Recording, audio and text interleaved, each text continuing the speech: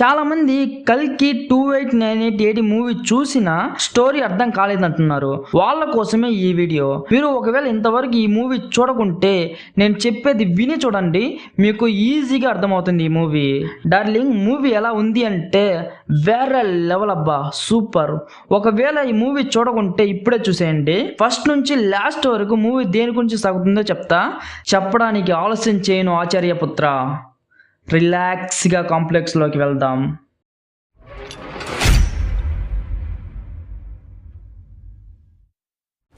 Movie start అయ్యాక కురుక్షేత్ర యుద్ధాన్ని చూపిస్తారు.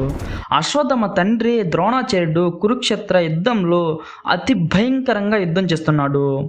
అప్పుడు శ్రీకృష్ణుడు ఎలాగైనా ఇది ఆపాలి అని శ్రీకృష్ణుడు అశ్వత్థామ చనిపోయాడని ఒక అబద్ధం చెప్పమంటాడు ధర్మరాజుని. ధర్మరాజు అబద్ధం ఆడాడు కదా, దానికి ఒక మార్గాన్ని ఆలోచించి అశ్వత్థామ అనే పేరున్న ఒక ఏనుగుని భీముడు తన గదతో చంపుతాడు. అప్పుడు శ్రీకృష్ణుడు ఇలా అంటాడు ధర్మరాజు దగ్గర, ఇప్పుడు అశ్వత్థామ అనే పేరున్న ఏనుగు చనిపోయింది కదా, అశ్వత్థామ చనిపోయాడని పెద్దగారు అంటాడు. నువ్వు ఇప్పుడు అబద్ధం ఆడినట్టు అవ్వదు అని అంటాడు శ్రీకృష్ణుడు. దానికి ధర్మరాజు అశ్వత్థామతః అని పెద్దగా అరుస్తాడు. అంటే అశ్వత్థామ చనిపోయాడు అని అర్థం. కానీ అక్కడ చనిపోయింది అశ్వత్థామ అనే పేరున్న ఒక ఏనుగు. అశ్వత్థామ చనిపోయాడని ద్రోణాచార్యుడు యుద్ధాన్ని ఆపేసి ఏడుస్తున్నాడు.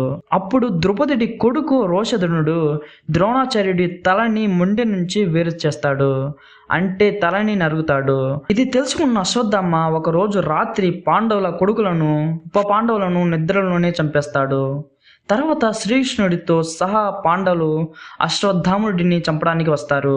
అప్పుడు అశ్వత్థామ పాండవులకు వారసులే ఉండకూడదని అభిమన్యుడి భార్య ఉత్తర గర్భవతిగా ఉంటుంది. ఆమె కడుపులోకి బ్రహ్మాస్త్రాన్ని వదులుతాడు అశ్వత్థామ. అప్పుడు శ్రీకృష్ణుడు తనకున్న శక్తితో ఉత్తర కడుపులో ఉన్న బిడ్డకి ఏం కాకుండా చూస్తాడు. అప్పుడు శ్రీకృష్ణుడు అశ్వత్థామకు ఉన్న మణిని పీకి, నీకు వయసు అవుతుంది కానీ మరణించకుండా కుళ్ళిన శరీరంతో భయంకరంగా దుర్వాసన వస్తూ జీవిస్తావు అని శాపమిస్తాడు. ఇప్పుడు సినిమాలో కొంచెం మసాలా యాడ్ చేసి ఒక పరిష్కార మార్గాన్ని ఇస్తాడు శ్రీకృష్ణుడు. అది ఏంటి అంటే, నేను మరణించగా కలియుగం స్టార్ట్ అయ్యి కలిపురుషుడు వస్తున్నాడు, నేను కలికి అవతారం ఎత్తాలి కలిని చంపడానికి. అతను నా పుట్టుకనే ఆపడానికి ట్రై చేస్తాడు. నేను తీసుకున్న నీ మణిని నీకు దొరికాక భూమి మీద ఉన్న గంగలో నీళ్లు పూర్తిగా ఎండిపోయాక నేను వస్తాను అని నుదుటి మీద ఉన్న మణిని తీస్తాడు. తర్వాత ద్వాపరయుగం ముగుస్తుంది. అశ్వత్థామ గుడ్డని కట్టుకుని ఎవరికీ కనిపించకుండా శివనామం జపిస్తూ కల్కి కోసం వెయిట్ చేస్తున్నాడు. కలియుగం స్టార్ట్ అయింది. మనుషులు క్రూరంగా ఎలా మారారు, ఎలా ఒకరిని ఒకరు నాశనం చేసుకుంటున్నారు అని క్లియర్గా ఒక సాంగ్లో చూపించారు. తర్వాత దీపికా పదుకొని అంటే SUM80 కడుపులో కల్కి పుడుతున్నాడు. ఆ కల్కి శిరోం కావాలి అని ఎస్కిన్ ప్రయత్నిస్తున్నాడు. SUM80 కడుపులో ఉన్న కల్కిని కాపాడడానికి ఎస్కిన్తో అశ్వత్థామ యుద్ధం చేస్తున్నాడు. తర్వాత భైరవికి డబ్బు కావాలి, అందుకని అశ్వత్థామతో పోరాడుతున్నాడు భైరవ ఎస్కిన్తో కలిసి. సరే, ఇప్పుడు భైరవికి డబ్బులు ఎందుకు కావాలి అంటే, ఫస్ట్ డబ్బుని 2898 ADలో యూనిట్స్ అంటున్నారు. ప్రభాస్కి ఎప్పటికైనా కాంప్లెక్స్లోకి వెళ్ళాలి అనుకుంటాడు. దానికోసం చాలా యూనిట్స్ కావాలి, అంటే డబ్బు కావాలి.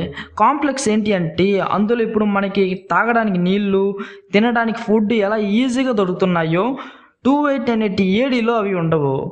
ఇక్కడ ఉన్నవన్నీ ఆ కాంప్లెక్స్ తీసుకుని పెట్టుకుంటుంది. అక్కడికి వెళితే సుఖంగా బ్రతకొచ్చు. తినడానికి తిండి, తాగడానికి నీళ్లు ఉంటాయి. కాంప్లెక్స్లోకి వెళ్ళడానికి భైరవ ఎంత పెద్ద యుద్ధం చేస్తాడు.